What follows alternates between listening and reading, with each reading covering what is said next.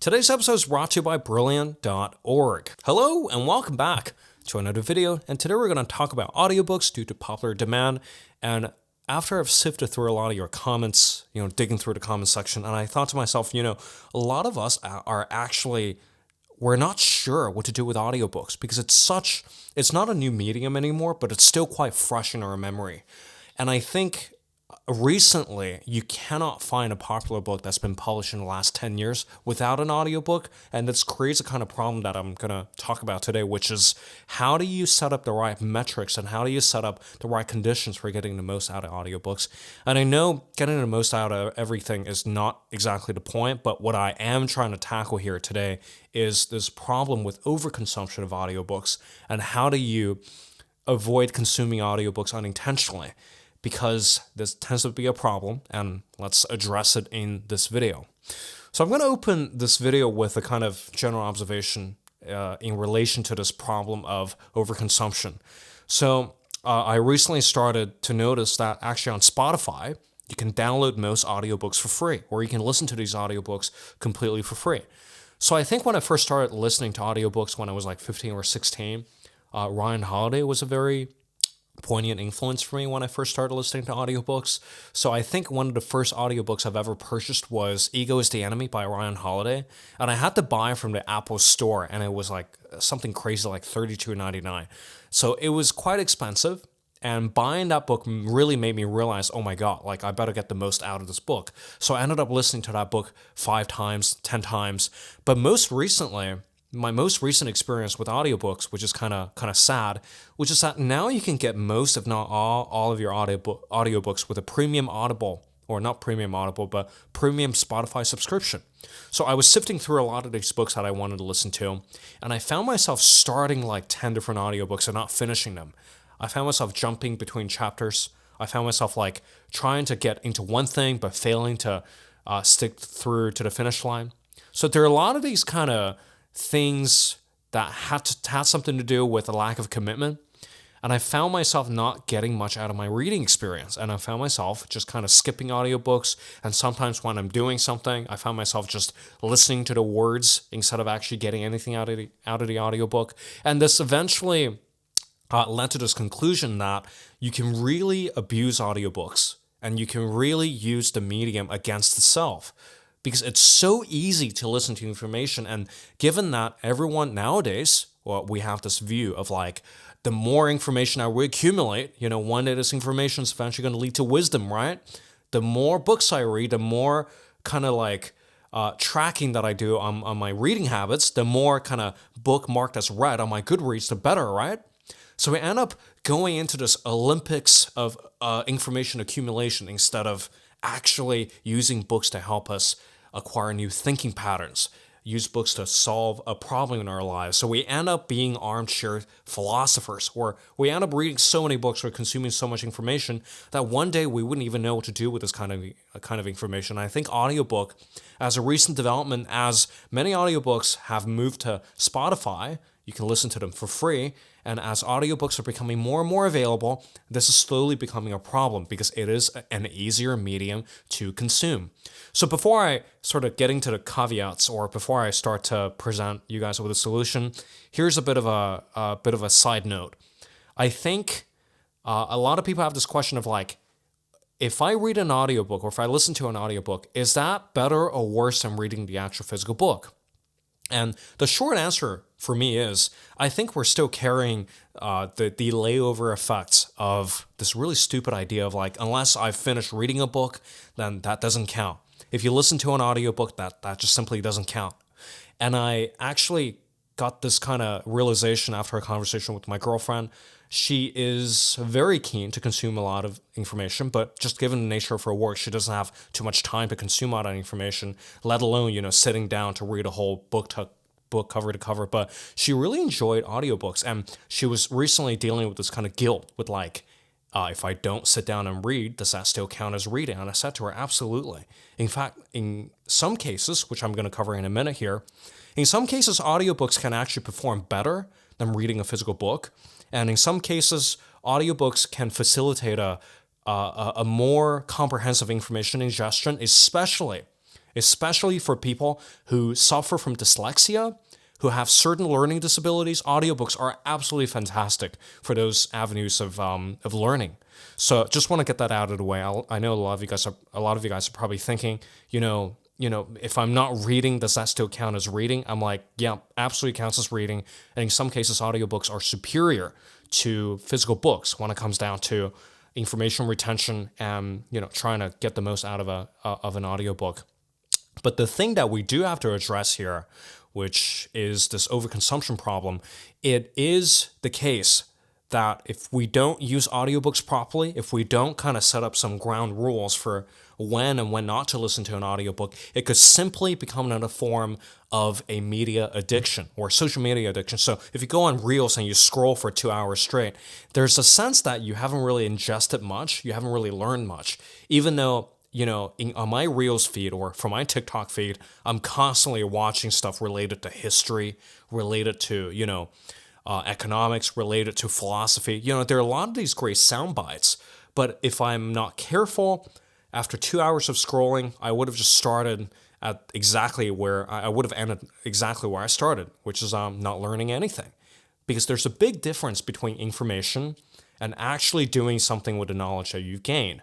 And because there's a rapid inflow of information, sometimes we can get so paralyzed by this rapid input of information that we eventually run out of practical implementations of that kind of knowledge that we've gained. So that's a big problem with social media, and at the same time, it can also be applied to audiobooks. If we have a loose metric for defining what counts as good information and good knowledge, if we have a loose metric, if we have just like some stupid metric like I'm going to listen to as many audiobooks as I could, I'm going to quantify how many pages I've listened to every single day or how many hours I've listened to, it could simply just turn into another form of mindless consumption. And that's going to lead me to the first point that I'm going to talk about in this video, which is define your metric. Think about what you want to get out of an audiobook. Are you into personal development? Do you want to learn something more about a period of history? Are you trying to use an audiobook to get through a really tough book that you otherwise couldn't get through? Or are you using an audiobook simply as something to help you fall asleep? All those sort of intents and purposes, they're fine, but you have to really define what you want out of an audiobook in order for you to really truly get the most out of your reading experience. And there's nothing prescriptive here.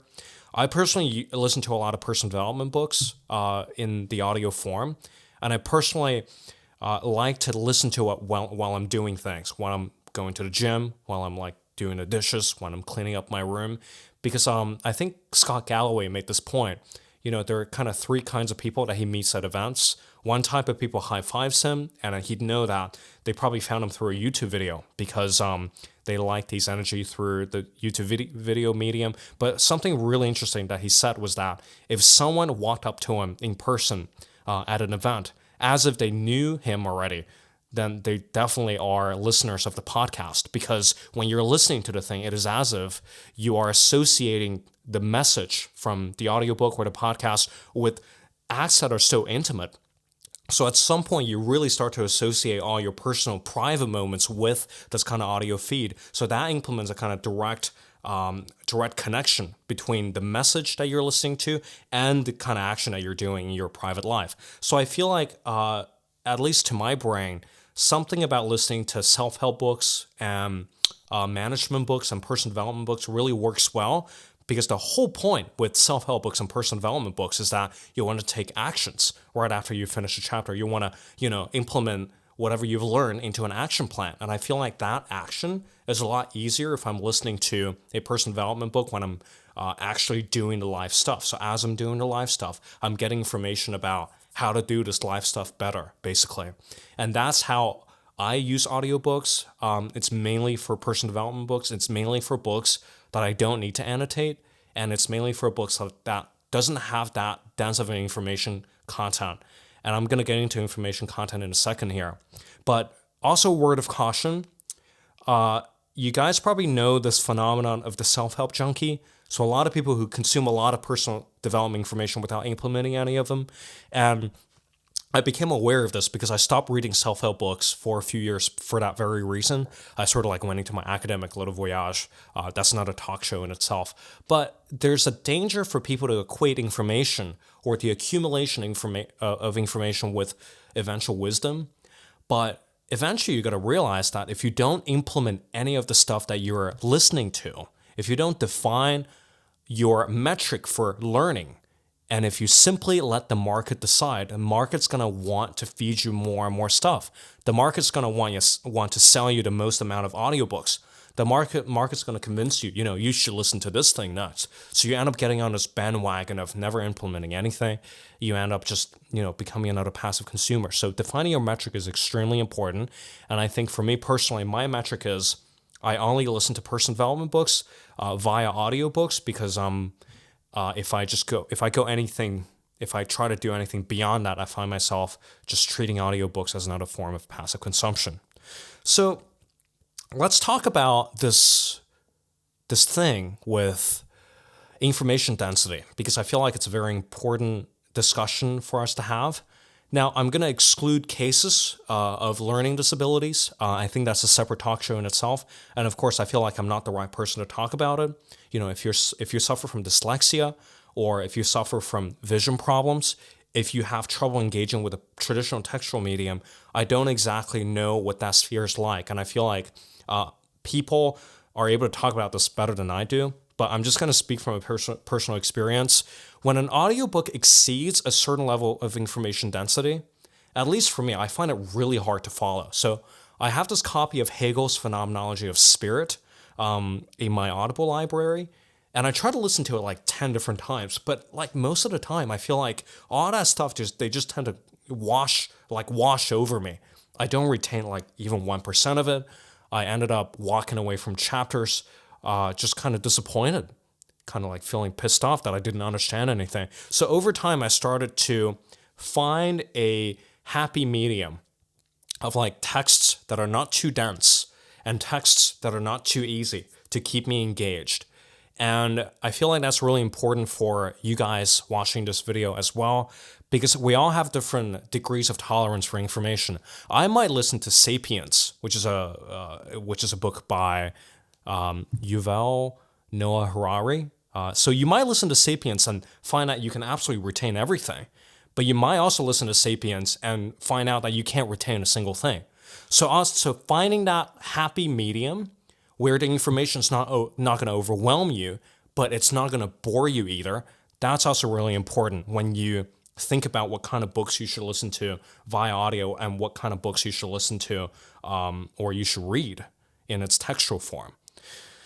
Because a lot of the times, just like what we've talked about before in the first part of this video with mindless consumption, if you pick a book that's way too hard for you, if you try to listen to like Martin Heidegger or something on audiobook, which is available on Audible, which is kind of funny, or if you're trying to listen to something like Wittgenstein on audio, or if you're trying to listen to a really complicated novel, like if you're trying to listen to Infinite Jest or like Thomas Pynchon's Gravity's Rainbow, those kinds of really complicated fiction, you do run the risk of just listening to the sound of the words without comprehending them.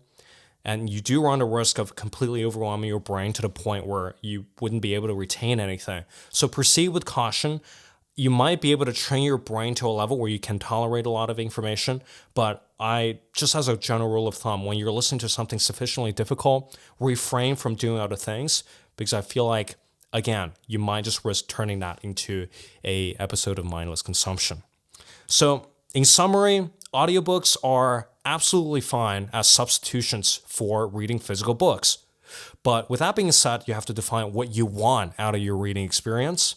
And you have to really ask yourself, what is the metric that I'm using to measure my reading progress? Is it the number of books that I've listened to? Is it I'm going to learn this thing via audiobooks better than the text itself? Or are you using an audiobook simply to get some information about how you should implement different things into your practical everyday life? Or what is that metric for you? What are you trying to achieve with audiobooks? And after you've defined that, pay attention to the information density. Because if the information density is way too high, if you listen to something that's way above your comprehension level, you run the risk of just simply letting that noise wash through you. You run the risk of not retaining anything from the audiobook anyway.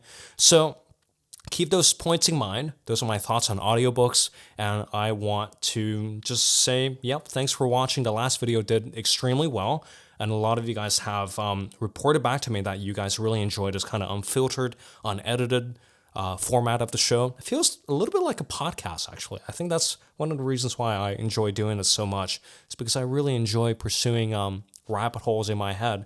So hopefully that was helpful. I will be back next week to talk about note-taking, actually. I got some new thoughts on taking notes from books, which I'm really excited to talk about. But before I go here, support for this episode came from Brilliant.org. And Brilliant.org is where you learn by doing, with thousands of interactive lessons in mathematics, data analysis, programming, and artificial intelligence. As a channel that mainly covers topics and practices and news in the humanities, a lot of the times humanities people run the risk of not keeping up to date with the latest developments in technology, artificial intelligence, and just the stuff that we didn't invest much attention into in high school. And of course, we all remember those hideous mathematics classes where you have to sit through hours of boring meandering just to learn calculus, but Brilliant.org is going to give you a completely different learning experience with regards to mathematics and technology. Their first principle approach helps you to build understanding from the ground up, and each lesson is filled with hands-on problem solving that let you play with concepts. And just like how in the humanities, when you learn to read a book, it's not exactly about reading a book, but it's about developing the muscle or the problem solving or the textual analysis skills. Brilliant.org, through their classes, is going to teach you a more advanced set of problem solving skills. And for those of you who are keen to build a daily learning habit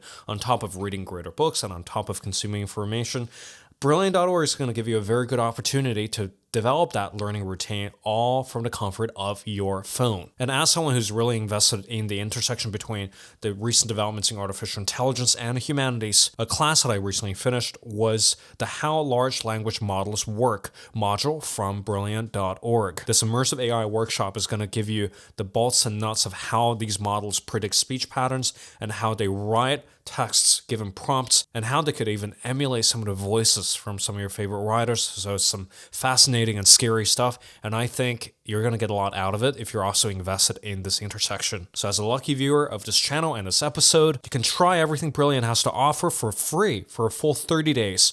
Visit brilliant.org/rcwalden or scan the QR code on the screen, and after 30 days, you also get 20% off of an annual premium subscription if you use my link. Thank you, Brilliant, for making this video possible, and thank you for watching this video on audiobooks. Robin Waldun here, and I will see you in the next video. Take care and goodbye.